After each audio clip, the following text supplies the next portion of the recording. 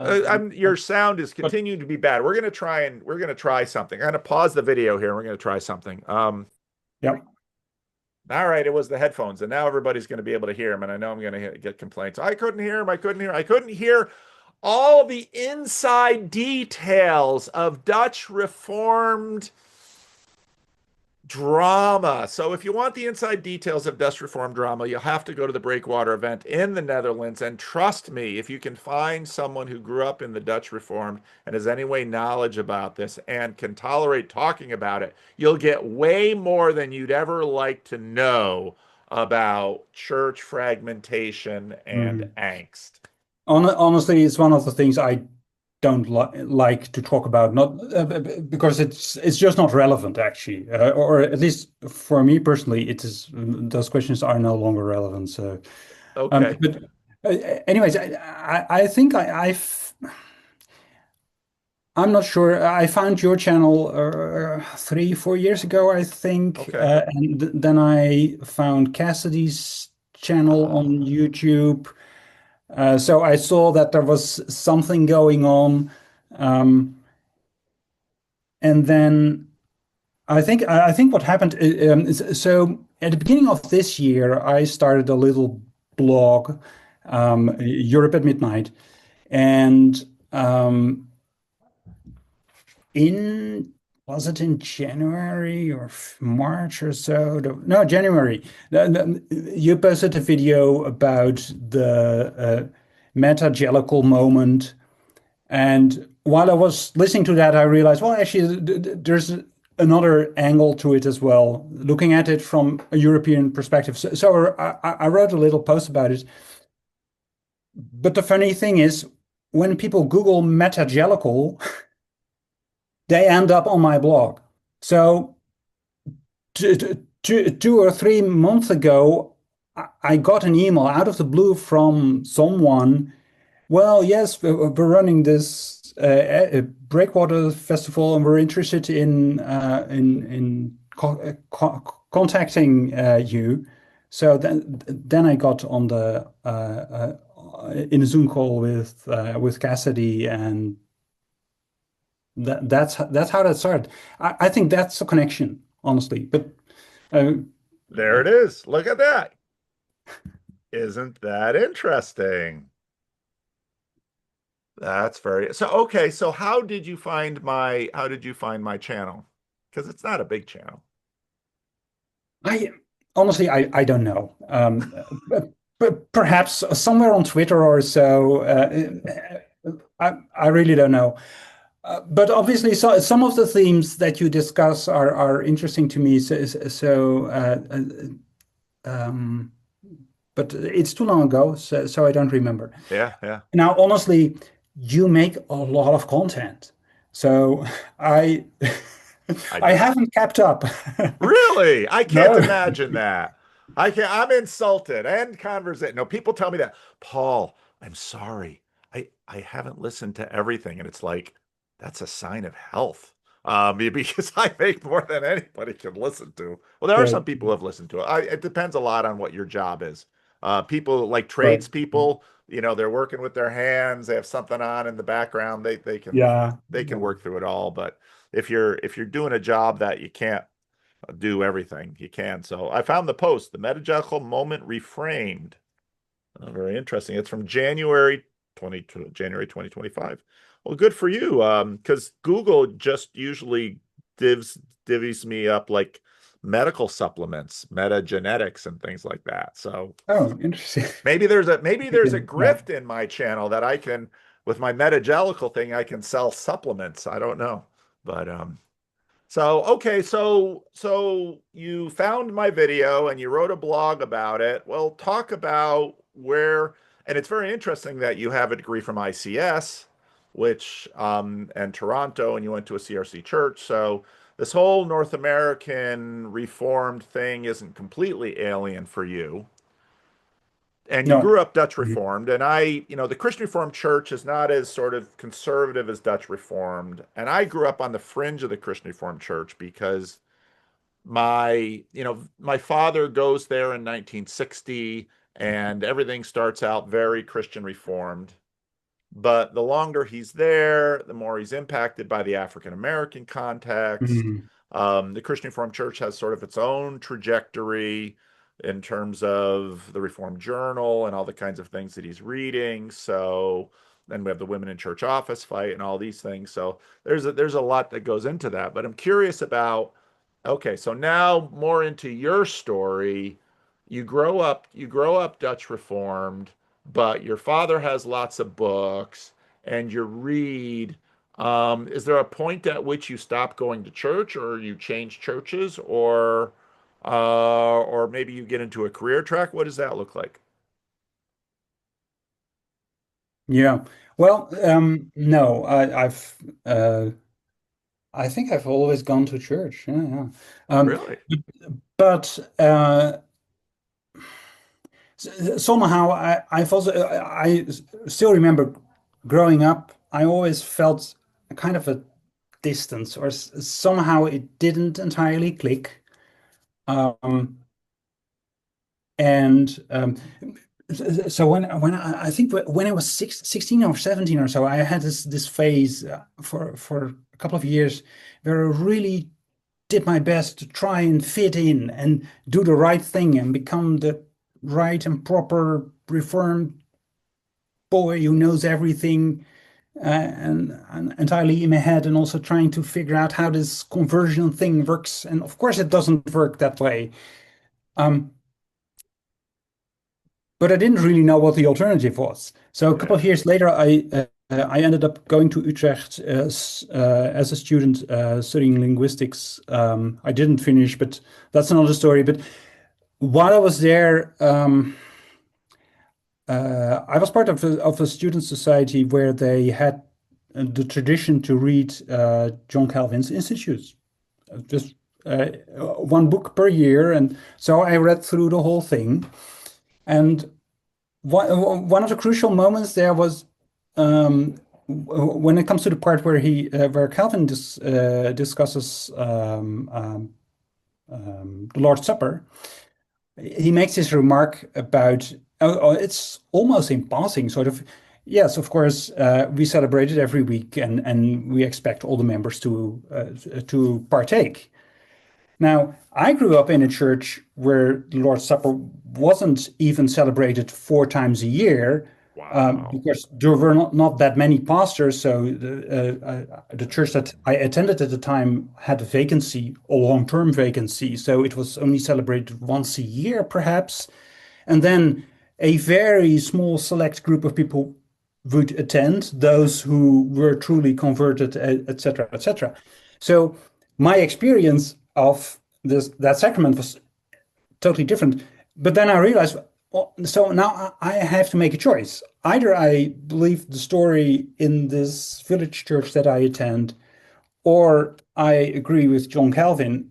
But if John Calvin would see what we do in our village, he wouldn't agree wouldn't agree with that. In fact, if people don't come and they don't come the next week, then they have a serious discussion with their elders. Whereas in the village church, if you dared to partake, you would have a serious discussion with with the elders about whether you were really truly converted. That's right. So these were just very different paradigms. And I realized, well, if I have to make a decision, I'm going with Luther and Calvin. I don't care what they do there because it doesn't work.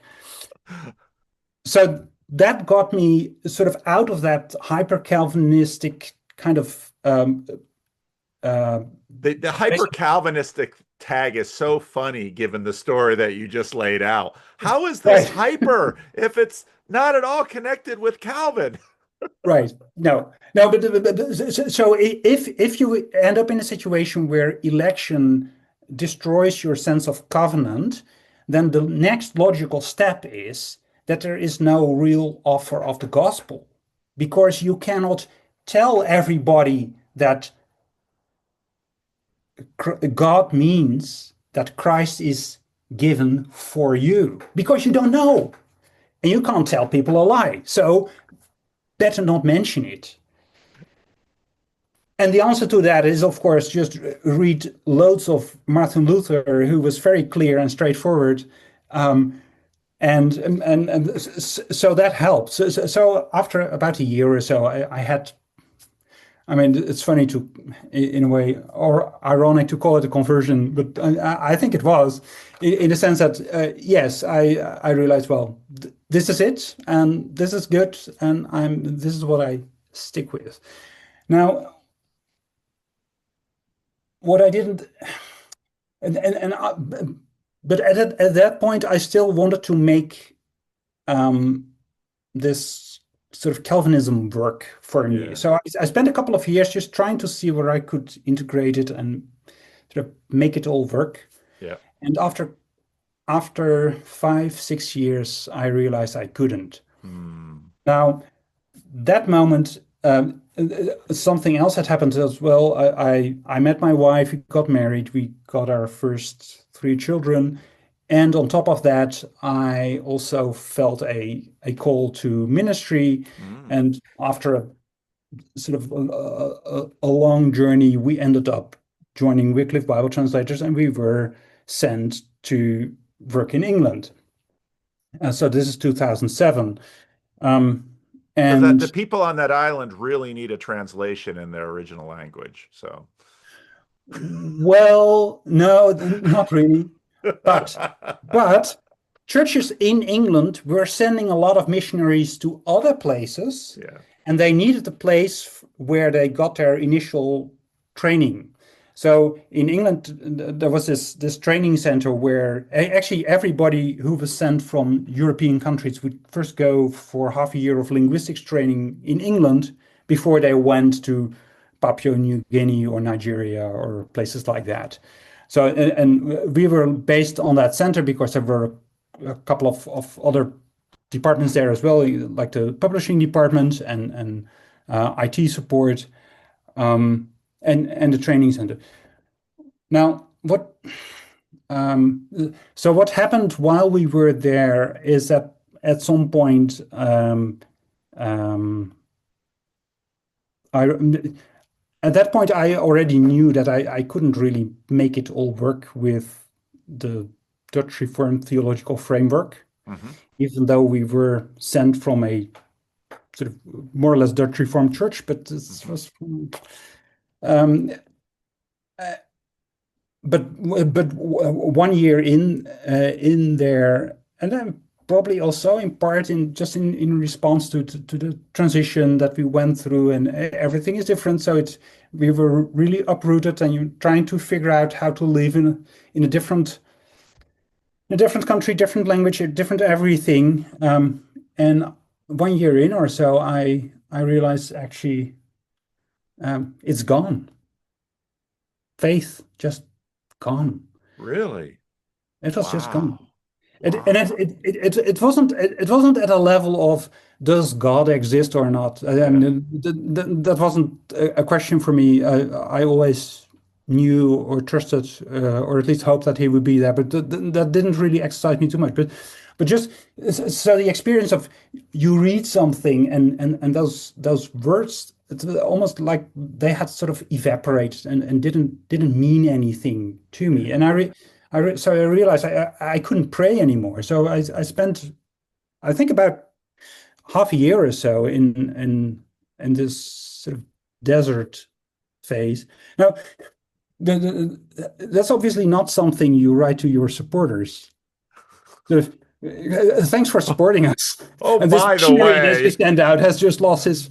Uh, I don't believe any of it anymore. Just kind of which there's a deep irony here with especially the way you were raised, where you have an entire community that is so piously, almost obsessively reading the entrails of their lives, trying to sniff out any indication of their sure election. And we had some old Dutch women that I grew up in the house in Patterson next door to us, from the mm, Black Stocking Church, as we would yeah, call them. mm, And these I think back now, and it's just such a tremendously sad story. These deeply wonderful, pious, godly women living their whole life in this gripped uncertainty Yeah. of, Mhm.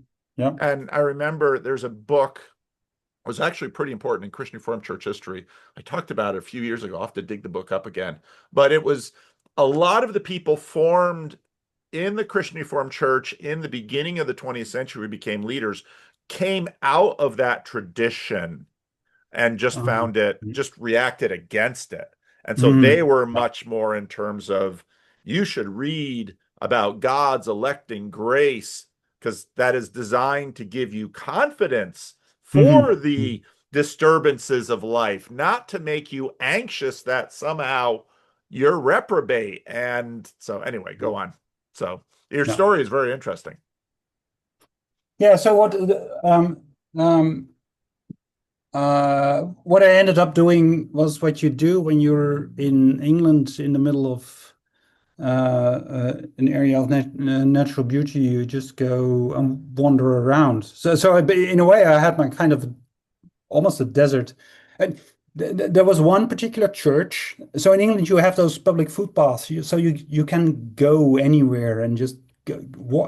So there was one 11th century church that I found, and I kept going back to the 40-minute walk, and then I spent an hour sitting there, and but there was nothing. I mean, I didn't even know how I could pray or anything, but just I kept going, or I would wander in the woods and end up in a place and sit on a tree stump and just sit there, and basically with the gesture of, okay, God, I don't know how this works. This is not the way it's supposed to work, and I don't know how to figure it out. So you do your thing.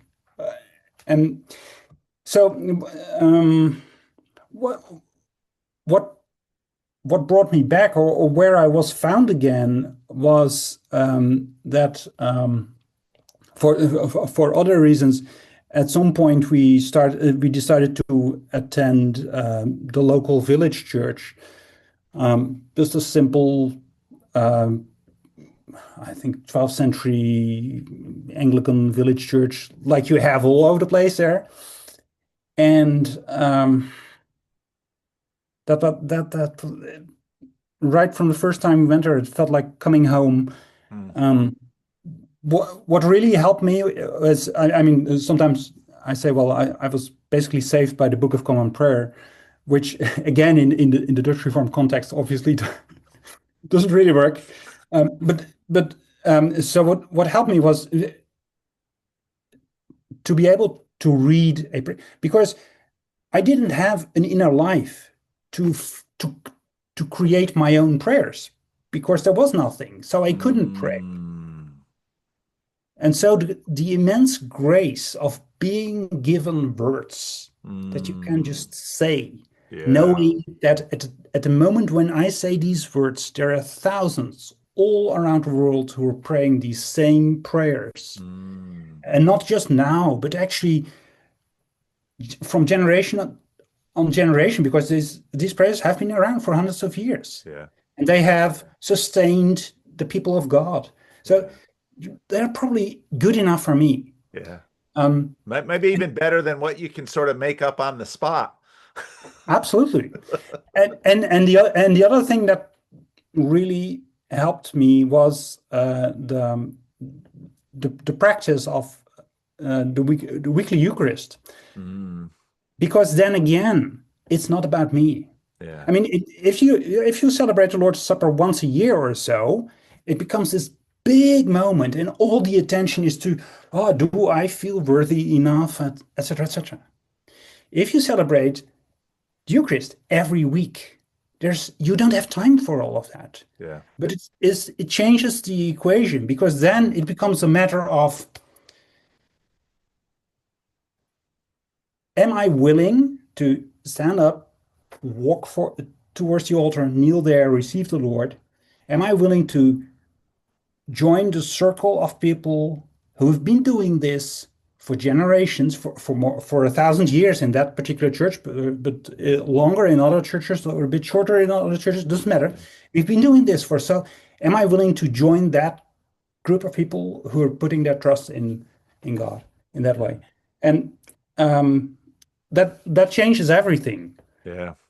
Yeah. Now I've still had my my ups and downs after that, but those basics Mm. haven't changed. Now, now you're married at this point. Yes. And so your wife, you're zigging and zagging. You got wife and kids in tow. You don't have to say anything about that if you don't want to. I Yeah. don't want to put her in a, I don't want to have you talking about her in a way that she wouldn't like. So, but No. Well, I mean, for her, it was scary, of course, yeah, initially, sort of yeah. seeing, oh wow, we're here as missionaries, and my husband doesn't know how to pray anymore. What's happening? But I think over time she learned Mm, the same lessons, yeah. and really came to appreciate the sense of time and space that you have in a traditional Anglican liturgy. And yeah, with the children, I mean, Now, but did you stop your employment and go work someplace else, or did you just stay working for Wycliffe through the entire arc?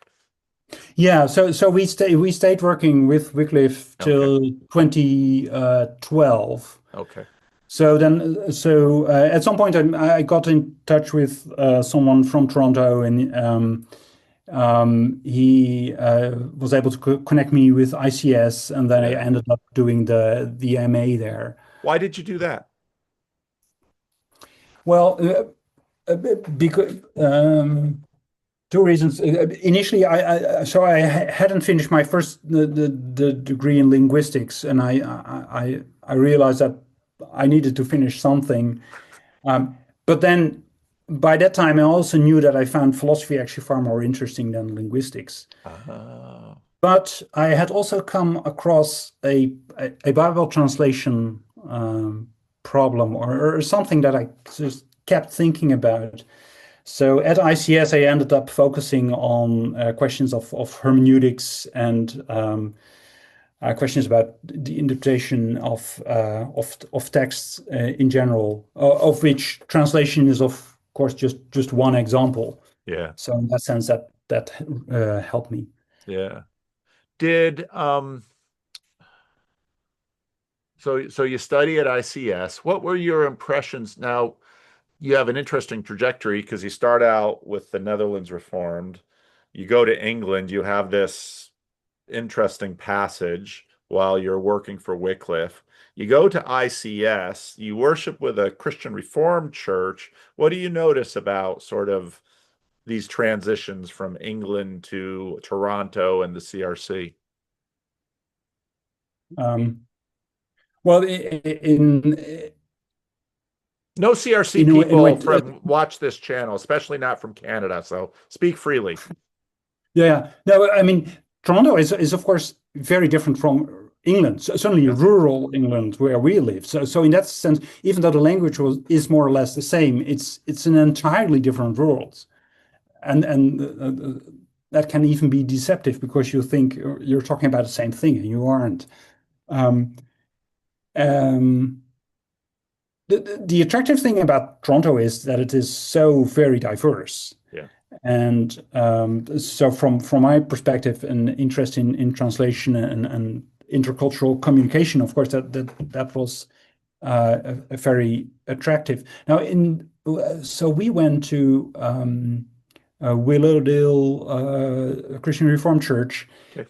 and at the time when we came there, that was still very much a Dutch immigrant church. I mean, the Mm, generation that came there in the 50s was still, or some of those people were still around, and then their children, or at least those who had stayed, yeah. they were, but they were losing people, Yeah. and we noticed that as well. So the older people in the congregation were really excited to have a fresh influx of real Dutch. But we had to disappoint him because we were there on a student visa, so I had to leave in 2 years' time, which we did because I couldn't stay. Yeah. Um, and for us, I mean, it was precisely those things that were not of interest to us Yeah. because no, we're not really excited to go with you to the this one special store where they sell stroopwafels. Um,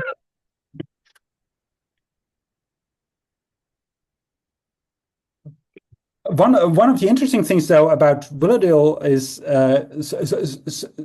so they had this period of decline, but a couple of years after we left, actually, and I think it's through the music director there, who's a good friend of us.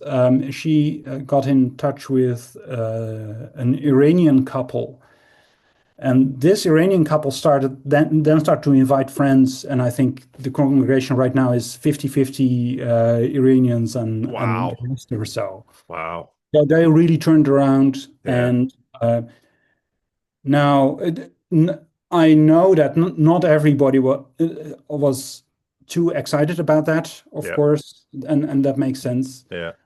But at the same time, I think it is really remarkable that they were able to turn that around, and Yeah. so their impact, their connection with different groups of people in the city is much Okay. broader now than it was in when we were there. And I think that is very positive. So you get your MA, and where do you go after that? So in 2012, we go back to the Netherlands. At that point, I had already met someone who was involved with work with Roma in former Yugoslavia, so in Croatia, Serbia, also in Hungary, and and also involved in Bible translation with them. So we Huh. initially we tried to see whether we could work that out within Wycliffe, but that didn't work out. So we joined another mission, and then um, what we would do actually is during the summer holiday we would spend a month or so at a time in either in Budapest or in Osijek or one of those. That's just to get to know the culture and the people. And let me see, 3 years later, we actually moved to Osijek, which is in eastern Croatia, not too far from the border with Serbia, and actually also not too far from Hungary. So we, over time, I would travel either to Hungary or to Serbia, depending on where we were needed. So that's where we went in 2015, and we spent 4 years there. Um, Initially working on helping a colleague starting a Bible translation project, and that we succeeded. At least the translation project still is ongoing in a couple of Hmm. different dialects spoken in that area, Uh, even though it's with a different organization now. And then over time, we realized that so the organization that we were with was and still is fairly small. So we needed to make sure that we got some of the local people on board in leadership positions. And so yeah. we spent a couple of years trying to see how we could make that work. Yeah. And Talk to me about the Roma in Europe because I've not been in Europe much, although a couple summers ago I was in Italy and me and my family we did sort of stormed through Italy. And the one of the interesting things was the connection of Roma pickpockets in Italy with the tourists. And it was very interesting because I was traveling through these, my son and I were traveling through these windy streets in narrow things in Venice. I think it was Venice. And we had been told by some of the people that we talked to, oh, you got to watch out for the pickpockets, yada, yada, yada. And they're usually young girls, like 11, 12-year-old girls. And sure enough, we were walking through, it was in Venice. We were walking through this narrow street, and this one kid starts pointing to this girl and saying, "Thief, thief, she's a thief, thief." And it's just this tiny little, 11-year-old girl. She had, kind of something to cover so she could get in there and get the pickpocket. And, she just kind of, you know, crept away into the shadows. Mhm. And it was, I'd spoken with one of the women who had sort of tipped us off to this. She was she had the Airbnb that I got 5 kids, and so we got lots of people to house. We usually use Airbnbs instead of hotels. But she was telling her stories how she'd lost 2 phones and a wallet. And she's from Rome, and so she was saying, "Yeah, yeah, you got to really watch out for them." And then there's this just tiny little 11-year-old girl, and it's like, you just have a lot of mercy for that poor little child, as now she's been, there's a whole angry crowd Yeah. around her. And so, but the Roma have been in Europe for a very long time, and there's this entire culture and tradition. It's kind of interesting that Bible translation is going, because I would have thought that certainly would have been something that had been done a while ago. And also, I know that with Bible translation, it's not just about, here, we're going to get this book done, but you can't just slap a book on a group of people and say, "Oh, by the way, there's this book that we put in your language. Thank us sometime." But so tell me about that ministry and those people. Yeah, yeah. Well, yeah, so Roma, we don't know how. So two things off the bat. Uh, any story you hear about Roma is probably true somewhere at some time. All the bad stories, also some of the good stories. Yep. Um, it's in that sense, it's a mixed bag. Um, in Europe, we estimates are that there are 12 to 15 million Roma in Europe, mostly in, but not exclusively, mostly in southeastern Europe, but certainly across all the European countries, also here in the Netherlands, in the UK, in Sweden, everywhere really. So um, Roma come from the lowest caste in India, and then at some point they're basically thrown out of the country, and they start traveling west. Huh. And so it's not entirely clear when that happens. There are probably even two big waves of groups of people from a particular part of India who start traveling west. Um, and then, so they go through Persia, through Turkey, and then around the 12th century or so, there are the first reports in what we now call the Balkan countries, that there are those groups of wandering people who come out of nowhere or come from further east. And so and we know some of this because along the way they pick up words in the languages of the countries that they travel through. So if you look at Sure. some of those Roma languages, you see elements of Persian syntax or Turkish words and things like that. So that's an interesting aspect. Now, if you look at the in terms of linguistics, there are it depends a bit how you divide it. Five or seven sort of uh, major language families, but they are divided based on history and location into around 80 different languages in Europe. Um, So, for example, we in Croatia, with our ministry, we worked with a particular group called the Bajash, and they were a group who actually spent centuries in Romania as basically working as slaves in the monasteries, because the church actually employed a lot of because they had all this land that needed to be cultivated, and there were Sure. those people who Yeah. were so and then in the middle of the 19th century, when slavery was abolished, also in Romania, um, they were basically thrown out of the country. So they started traveling again, and they ended up settling along the Danube. So you have this whole trail along the Danube and the Sava and the Drava River with those settlements of this particular group. Now, what had happened to them, because they spent so long in Romania,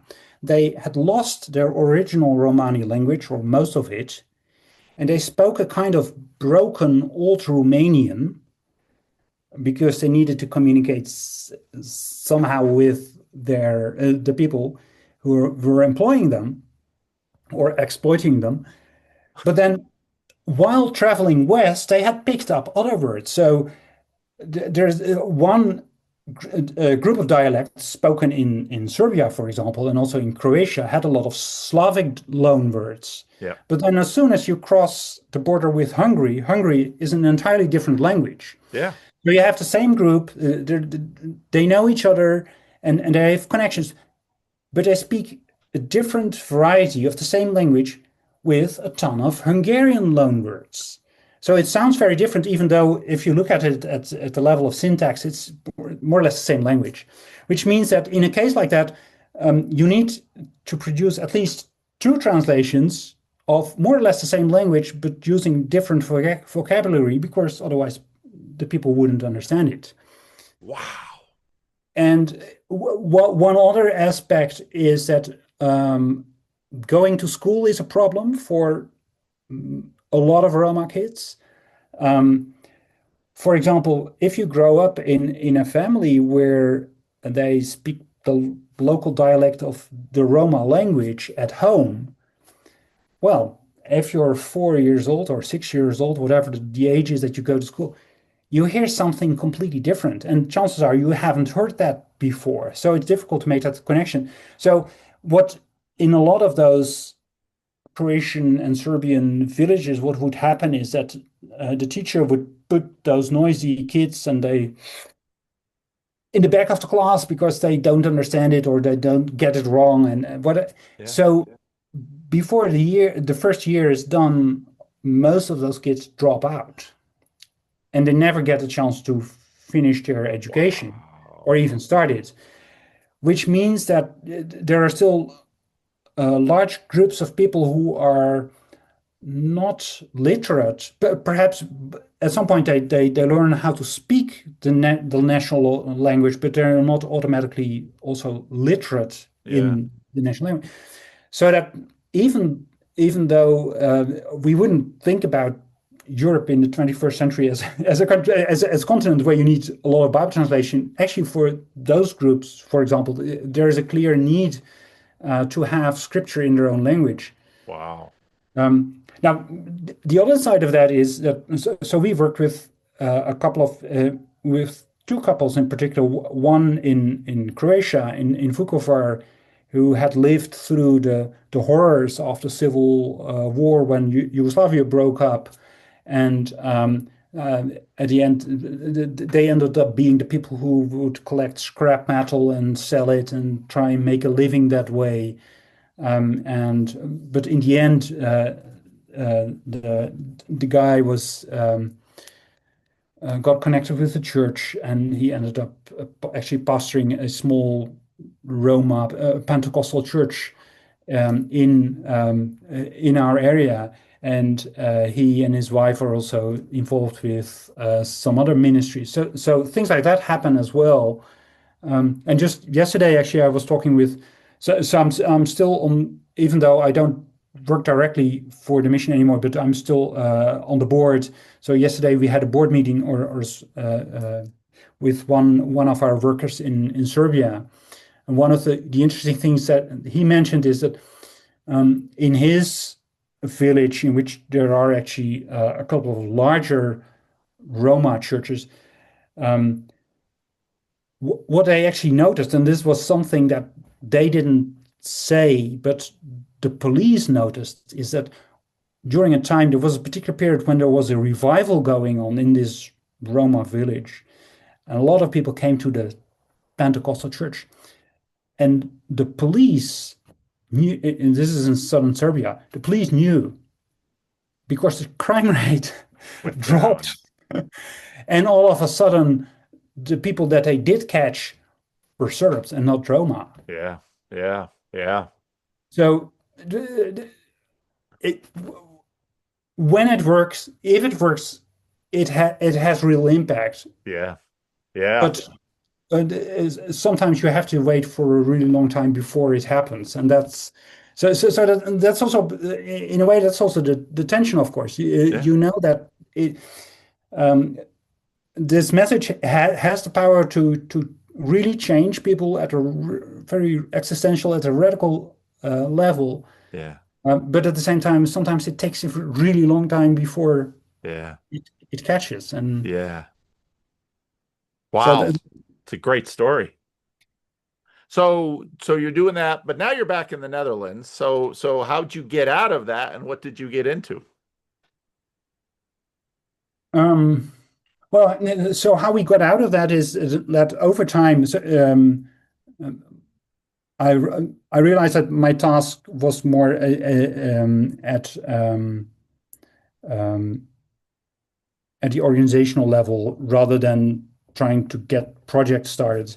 And one of the things that we realized is that we needed to make sure that we got our local workers in a position where they could lead their own projects rather than us as outsiders trying to do that. Yep. Yep. Yep.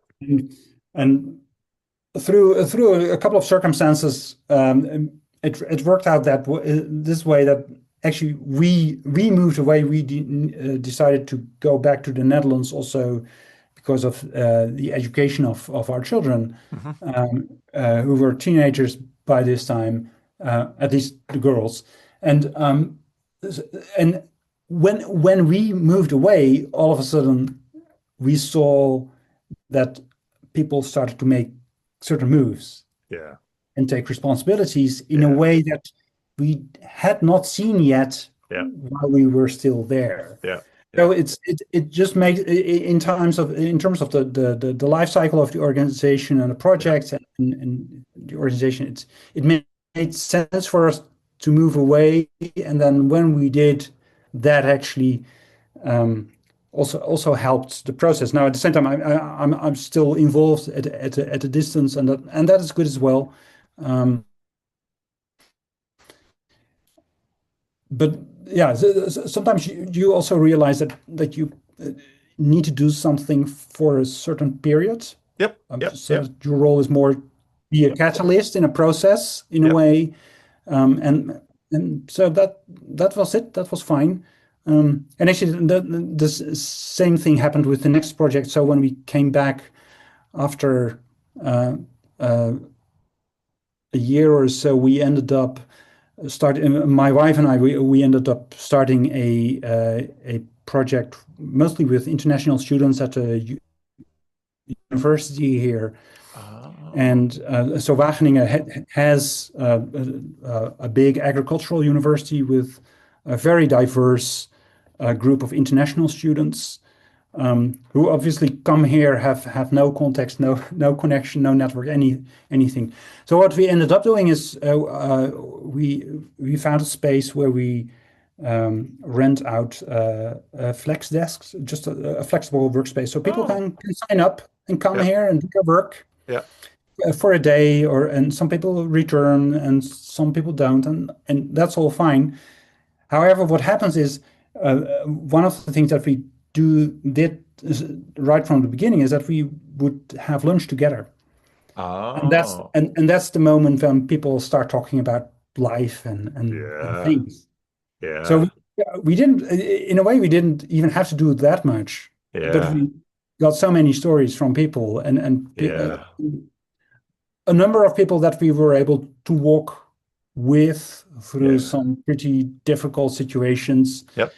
And so we started that project together, and then about a year ago or 1.5 years ago, my the funding for that project was cut back a little bit, so my contract was not renewed. So Yannick still continues the project, and yeah, it's amazing to see it now as an more as an outsider actually. And so then I found my current job at the Protestant Theological University. Okay. Okay. Now you obviously started blogging. Why did you start blogging? Well, how does it go? When I write, I can read what I think. Or what is it? There's a nice way of saying it, but basically, just to clarify my own thinking, Hmm. and from previous experience in writing newsletters, I knew that there are people out there who are interested in, I don't know why, but interested in reading what I have to Yeah. say, Yeah. I guess. Now, there's also a specific theme that I'm interested in, and actually, this goes back to our time in Croatia as well. So, when we were in Croatia, one of the things that I noticed was that there are different ways to approaching mission in European contexts. Of course, because Christianity has been around for so long, but in different ways. So it's different here in the Netherlands than, say, for example, in Croatia, where you've had this period of communism, um, and other aspects as well. But one of the things I noticed, in particular in Central and Eastern Europe, is that um, a lot of the organizations and churches involved in that kind of work um, use models, use ways of thinking and ways of looking at the world that um, are not entirely adequate to where we are now. I mean, yes, this might have worked in the 90s and in the early 2000s, and it probably still works if you are a very small Pentecostal church somewhere tucked away in a corner of Croatia. But that's not going to win the world. Even though the rhetoric is always about, oh, we're going to change the world for God, etc. But in reality, if you look at what actually, and this, I mean, uh, I have good friends in those churches, and in some places they are able to do wonderful work. Yeah. That's not a point. Yeah. But the point is that if you look at it sort of more strategically, um, there is this connection, and because the world is changing, the world in Western Europe is changing, and that is one of the things I'm part of because I am from here. But in those Eastern European countries, something similar, even though it's different, but something similar is happening. And you already see this sort of generational divide happening. The children of our coworkers, that they live in a different world because they grew up in a different kind of world and have a different kind of mindset than their parents. And there's no wrong or right about it. It's just different. So what I started doing when we were still in Croatia was asking this question, which is, of course, impossible to answer, but the question, okay, so what might the church look like 30 years from now? So I want to know what is the future of Christianity in Europe? That's my question, because but how do you make that specific? Now, the way I do that is I ask the question. I ask the question when I meet people. I say, okay, do you have any idea what the church will look like in 30 years from now? And everybody says, well, you're crazy. We don't even know what the church will look like in 2 years. But what framing the question in that way, what it does is that it actually takes you out. It really forces you to zoom out and go Yeah. big picture in a way Yeah. that most people don't look at it. Because Yeah. for most mission agencies, if we have a method that works now, or at least that worked yesterday, let's continue doing that. Yeah. Yeah. Because, Yeah. and then some American publisher will come up with the next paradigm, and when those books get translated, we'll do that. And so what I'm looking for is a new European missiology. And it doesn't mean that we can't learn anything from Americans or Australians or whatever. But it does mean that we as Europeans, I think, need to take that challenge seriously of actually thinking about our own continent on our own terms, rather than leaving the conversation, as often happens, to um, uh, I don't know, the World Evangelical Alliance or big organizations like that, which are, for most part, structured uh, on modern American managerial paradigms Yeah. and don't really help us. I mean, so last year in Seoul, with all those thousands of people who were flown to be there, honestly, I don't know. Um, but I don't really believe that that's the way forward. Now, asking the question, what might the church look like in 30 years, obviously, is I'm not sure what kind of answers that gives us, but it did help me to come up with a list of indicators or things that I see or I think I see that, as far as I'm concerned, are of interest, both to discern developments within the church, but also in the wider sort of cultural field. So, within European Christianity, there are a couple of interesting developments. One is um, there's something of a liturgical or perhaps even sacramental revival, Yeah. a Yeah. renewed interest in liturgy, but not in terms of, ah, that's nice music, but in terms of that's deep prayer. And but then also trying to think through what does it mean for us as human beings to be the kinds of beings who actually are wired to resonate with those musical forms or with sacramental rituals. What kind of theology do you need to have in place to make sense of that? Those are the kind, of course, knowing where I came from, you see that that is a question that Yep. I wrestled with.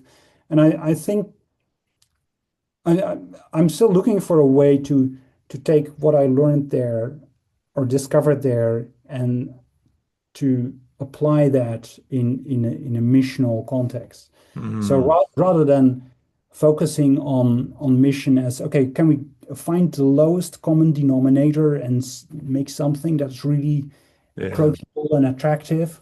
Yeah. Why not turn it around? I mean, Christianity, it's a mystery religion, and you need a 3-year initiation before you even get to Yeah. see what's happening inside. Yeah. Yeah. That to me, that makes much more sense. Yeah. Yeah. But if you talk to church people, they think you've lost it, or, Yeah. or or at least most, because for most people, and again, I don't blame them because that's how they grew up. If you grew up with a particular idea of what church is like, then yes, of course, that's not even on the radar. But for a lot of new people joining churches and just across the denomination, they are interested precisely in those things. A lot of the Gen Z uh, people, this quiet revival, they gravitate towards churches with a traditional liturgy, Yeah. Yep. and that's a given. And I think, well, that's perhaps even a missional paradigm. So Yeah. why not see whether you can work with that? And Yeah. so the sacramental revival is one thing that I see, and actually across Europe. The other thing that I find interesting is there are networks of um, intentional intercultural churches. So there are of course international churches that sort of end up being intercultural sort of by accident, but actually there are also people planting churches which are intentionally intercultural. So they when they start with a church, they go looking for different cultures to mix that, realizing two things. One is that makes it difficult, but also if you're able to go through that all that trouble together, you end up with something that is much stronger, is healthier, and um, probably looks more like some of the early churches than the monocultural churches that we are used to. And so that's again, I think that's a very telling and an interesting signal to watch out for. And I know there are networks of people working on this actually across Europe. Most well, in some part in among sort of more evangelical Protestant churches, but I also know that there are some movements in Catholic and Anglican and even Orthodox churches trying to see to incorporate the intercultural aspect into the way they are church. And the third trend that I find interesting is uh, there are many new intentional communities. So groups of people who decide to go. You know what? It's good to go to church on Sunday, but what if we decided to go and live like Christians on weekdays? Wow, what an idea! So, of course, you can do that on your own, Yep. but there's something to be said for doing that together as a group. So those Yep. intentional communities and we see them in the Netherlands. There are a couple of actually.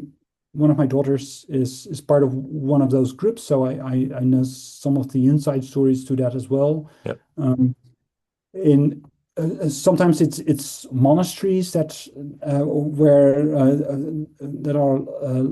the monks leave or the last one is buried, and then yeah, what do you do with that property? Now, in some places, it's those kinds of communities that move in and try and work out what it means to live as Christians, and Mhm. I think that's a fascinating development to see. So if you look at those kinds of trends and then ask yourself, okay, so if we are a church or if we are a mission organization working here in Europe and we're looking long term strategically at what we should be doing, to me it makes sense to to see whether you could connect with initiatives like that. I Um, I think those are three definitely from what I'm seeing via the internet and the experience that I have. You know, when I started making videos about Jordan Peterson, I then had an avalanche of requests for conversation from just regular people who for for them I was either the only pastor that they knew or the only pastor that had any credibility. And so they wanted to talk to me. And so I did just hundreds and hundreds of conversations with randos online over Zoom. And over the last 8 years, you know, these trends are certainly are out there and they're going. It's interesting too, just sort of as you talked about, because you've been deeply involved in, let's say, Protestant mission organizations, there is sort of a life cycle that these groups go through. mhm, And in some ways, it's kind of gone full circle, where let's say in the at least in terms of the heyday of the Protestant colonial missionary movement, you had missionaries going. First, you would send missionaries, and missionaries would plant churches among a different people group. They would have to learn the language, they have to do some cultural assimilation, and often in those groups, in some ways, they get similar kinds of experiences to, let's say, what my father had when he went to Paterson, New Jersey. He got people who were, for one reason or another, dissatisfied with um, the large African American churches in the area, and people wanted something different. And so they saw a different way of pastoring. The CRC was sort of different way of doing church. They found things in that they liked as an alternative to what they had come from. Um, and then, of course, so often you send in a missionary, you get some little group going, and then you sort of have this indigenization process whereby, and you saw this in countries where, like, when the Communist Revolution, all the missionaries are forced to leave China, and similar things in Africa in the colonial period. The European and North American missionaries have to move out, and then suddenly indigenous people who have gotten a whiff of something or a handle on something start doing their own thing with the gospel one way or another, or their own twist to it, to one, that's all in a spectrum to one degree or another. And then missionaries sort of come in as a support role. And just as you say, you come in as a support role, you usually do say things that there's technical things that there aren't a lot of skills just present in the community. And so then you sort of work your way out of a job, and those support roles are sort of filled in, or the support role becomes unnecessary, or there's a adaptation in the culture that makes the support role obsolete in one way or another. And now we've sort of come full circle where there's a sense of reseeding Christianity in cultures that have gone through modern, postmodern, and now, whatever metamodern means, wherever this thing is going, into this new. But the basic questions have to once again get asked and re-answered by the communities. And so an intentional community has to, just by the word intentional, now we have to ask, what does it mean for us to live together in a Christian way? And of course, in the 60s and the counterculture movements, you had intentional attempts at intentional communities. Most of them wouldn't last very long because, looking at it from a Christian point of view, a lot of the usual suspects, money, sex, and power, would blow up the community. There'd be abuse, there'd be exploitation, there'd be a strong man, it'd become a cult, boom, the whole thing would blow up.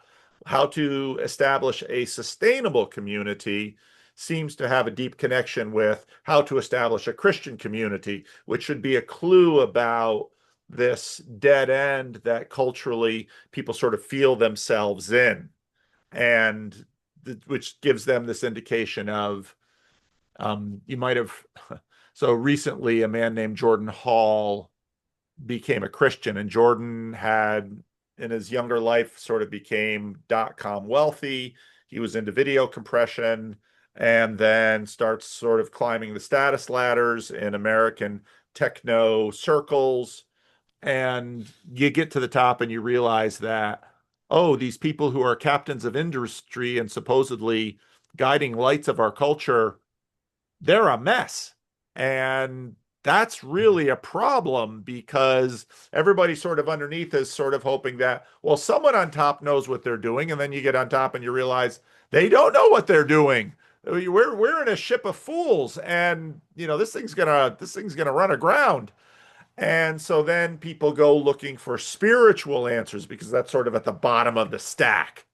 And then recently, Jordan Hall becomes a Christian, and of course everybody would have imagined that he would become an Orthodox Christian or a traditional Catholic or some ancient thing, because that's sort of where people see a lot of things heading. But then he becomes he becomes a Protestant Christian in a little Reformed Baptist community in the hills of North Carolina. Everybody just kind of scratching their head. It's like, why would you look there? And he basically tells the story of having gone around the world and tried all these things, but he and his wife sort of accidentally find themselves in this place and they discover wholesomeness. They discover families that are intact and children that love their parents and parents that love their children. And, it's just sort of, you'd think basic human life, which Yeah. suddenly Mhm. has become difficult to find kind of out there in the wilds. And so people are once again sort of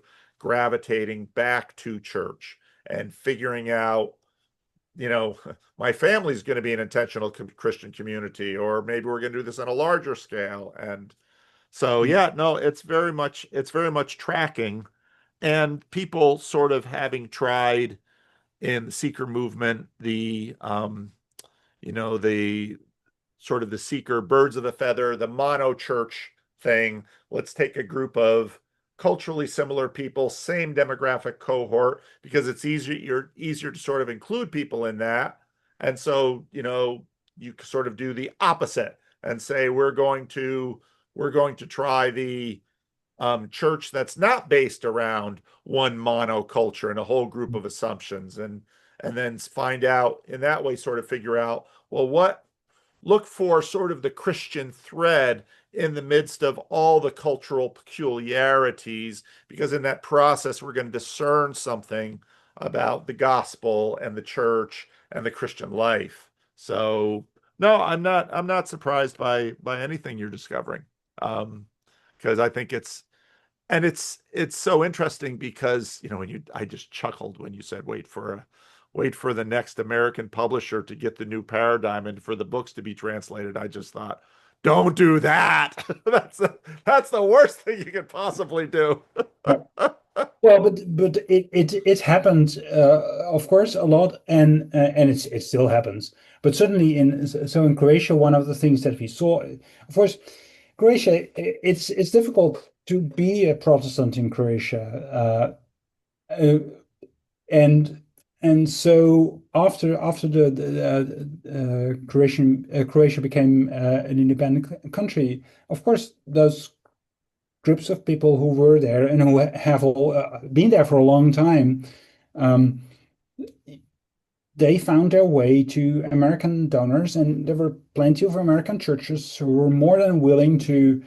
I mean, there are three first Bosnian translations of the Bible, and they were all fully sponsored. I don't know, but uh, it happened, and there are plenty of American publishers and groups who are willing to invest in translating their material.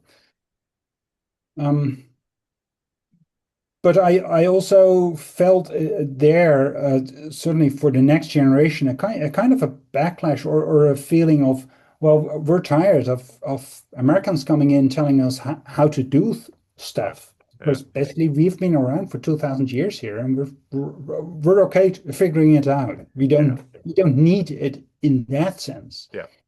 Um, And one thing I want to touch on, because this whole estuary movement that I've, hmm, obviously been a part of and care a lot about, it's been interesting tracking its development in Europe versus America or North America, because Canada yeah, is very much a part of that.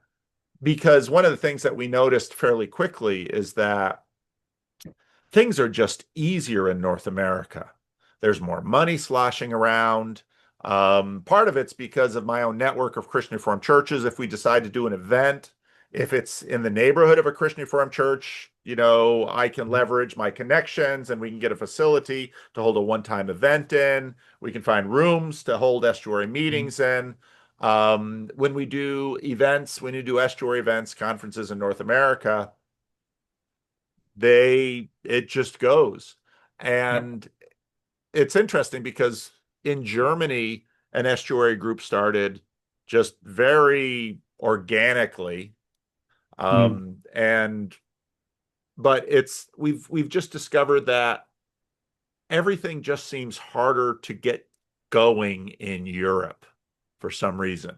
I don't know if that's because it's an American idea or it's an American thing, but it just seems the differences of, even though borders are not totally hard to cross anymore, they're a lot easier than in many ways they were. You've got borders, you've got language groups. And one of the things that I noticed in England too, when I went there, it was like Europe is, America is just, how to say it, it's frictionless in so many ways. And Europe is very local. I Yeah. mean, it is extremely local. And Yes. so you're not, if your goal is to at least get something growing, well, it's going to be tougher because that locality thing is a real thing. And they might not trust someone because they're from the next town over. Whereas, sort of in America, it's like one big language, one currency, lots of networks, so I don't know. You have any thoughts on that? Yes. Well, yeah. It's a difference in culture too. Of course, language. If you have one common language that you can use, and you have space and plenty of money slushing around, that helps. But what also helps is if you have a kind of a cultural ideology where um, uh, doing thing large scale and frictionless is really great. Mm, That's a premium idea. yeah. What you don't have then is a um, a deep connection with the local place. Yep. Yep. So it's either one or the other, or at least it seems to play out that way. So Yep. in Europe, yes, I think certainly from an American perspective, we are very local, um, which doesn't mean that everybody as as an individually is deeply rooted, but still we have this sort of this cultural sense of things have a place and place has meaning. And which means that even though we live in this hyper-connected internet world where we see the whole world happening in just in front of us, at the same time, I would still say that most people live their life in one locale, in one Mm, place. That's where you are, that's where your friends are. And of course, you can travel an hour to go to your work, and then you come back and you're in the same place. And this is where you know your shops, you know your way around, and your family is probably not too far. Um, and if you take it at a little larger scale, so yes, the language differences are a real thing. So when you cross the border and you're in Germany, well, that's a different world. Now, as Dutch, we do that, and we're happy doing that, or most of us at least. That's fine. But at the same time, it is a different world, and it is not as easy for us to be well connected with a lot of Christians in Germany as it is to be well connected with other Christians and other churches here in the area, just because it's a different language and a different culture. The other thing too, like we're in a country like Germany, then you have the difference between the Catholic and the Protestant communities, parts of the country, and usually within that community, people are well connected, and if you know your way around, you're able to figure it out. But what I'm hearing from the estuary idea, it is precisely to bring people from across those different communities together, or at least to hope and help to see whether that happens. And then you need people who are able to tap into all those different subcultures. And most people are not like that. It's Yeah. uh, Yeah. yes, I think there are linguistic and cultural and historical reasons why it works that way. But I would say I think it's a good thing, even though it does mean that if you're trying to do something pan-European, it's much harder Yeah. to get it organized. Yeah. Yeah. Well, I don't have any I don't get a fee for every new estuary group started. So but I do, I come at it in terms of I want to support, my friends that would love to, but they see what happens here in North America when we have a conference Mhm. and people all travel in together and they see their friends, and in Europe they just sort of feel we can't quite get the same momentum they seem to so easily get because we just had a conference in August. We're now the South Estuary Conference in North Carolina. I think that Mhm. one's starting to grow now. I don't know how many people are going to be at that, but it's like all these different groups, somebody has an idea, I'd like to do a conference, and 50 or 100 or 200 or 300 of my friends are going to show up to this conference, and we're going to bring in the speakers that we want to hear from, and we're going to talk about it together, and we're Yeah, really yeah. excited about that. And the poor folks in Europe are like, gosh, I wish I could get that going, but it's just so darn hard here, and in America it just looks so easy. So I don't know. Yeah. Well, and it's I guess part of it is also just the law of big numbers. If you have a lot of people, but again, also the cultural thing, and that's even different here in Europe as well. In some places, it's just easier for people because they're used to. So this is an interesting thing. The Netherlands is a tiny country, of course, compared to most of our neighbors, and so that means that when we go and visit friends or so or family, at most you're if you stretch it, you're 2 hours in a car, which means that at the end you get in your car and you drive back again. So here in the Netherlands, we have no culture of people coming and staying over and spending the night somewhere to visit friends. We just don't do that because we Wow. don't have to. Yeah. But it does mean that we're not really, so that whenever you organize something that is a multi-day event, there's immediately this, oh, now we have to do a lot of extra things that we're not really used to doing. Yeah. So immediately it feels like a big task. Yeah. Yeah. And it's things like that that also play a role, I think, too. And then, I mean, most people are just busy. Yeah. And well, yeah. Yeah. Well, this has been wonderful. Do you have any? I mean, I tend to. I mean, come on, it's like I have no idea what we're gonna do. I said, don't worry about it. I know what we're gonna do. Do you have any questions for me before we land the plane here? Um, yes. Well, two things. One is recently I saw your video about living stones and about Yeah. the fact Yeah. that your church is sort of going through a period of discernment. So I was wondering, uh, trying to obviously the situation is different, but thinking about what happened in Willowdale CRC with this uh, um, the change that happened there when they made the decision to be intentionally intercultural, basically. Yeah. Whether that's also part of the discussion for you or for the church, or We've how we've does it always work? been intercultural. That's the only way this church has ever been.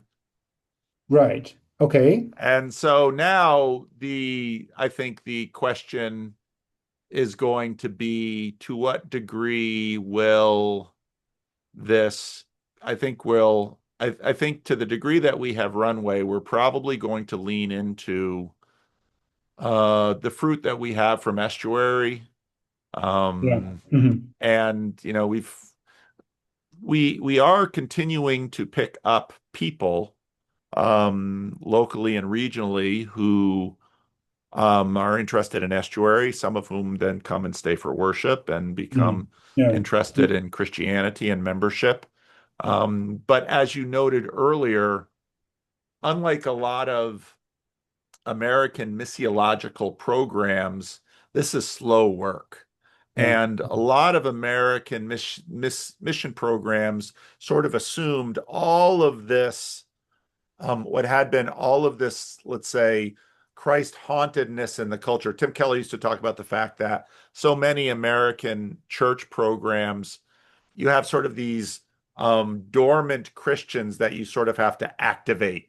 And Yeah. within a Mhm. very short Yeah. time, someone's going to start coming to your church. They're going to bring their family. They're going to start giving to the church. They're going to start volunteering. There are Mhm. places in the country where that happens, but in Sacramento, not so much. So, no, Mhm. we'll be in a process of discernment. And one of the things that we did when I first got here was we planted daughter churches.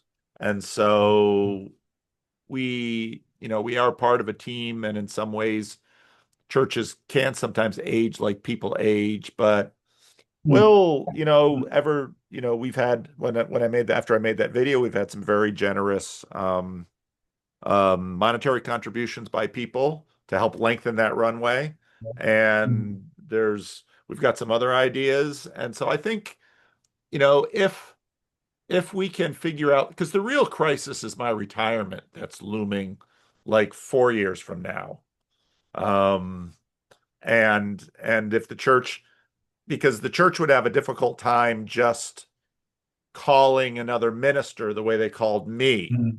Yeah. Mhm. That makes sense. Yeah. And so I think I think those kind of questions about, can we train some new leadership? Can we play around with some new leadership paradigms? And then actually there are a lot of interesting possibilities for that. But the real question is, will there be sufficient body in this locale to justify this facility we have Mhm. here, Yeah. and then to care for some of our members? I was talking to one of our members, longtime member here, and she just said, I'm just worried because if you left or this church closed, I don't know where I would go, because she doesn't really fit into the black churches that are in the neighborhood. She's African American. She's been in this church for 50 some years. Her friends are in this church. She's in her mid to upper 80s with some health issues. And the last thing she wants to do at 86 or 87 is go church shopping.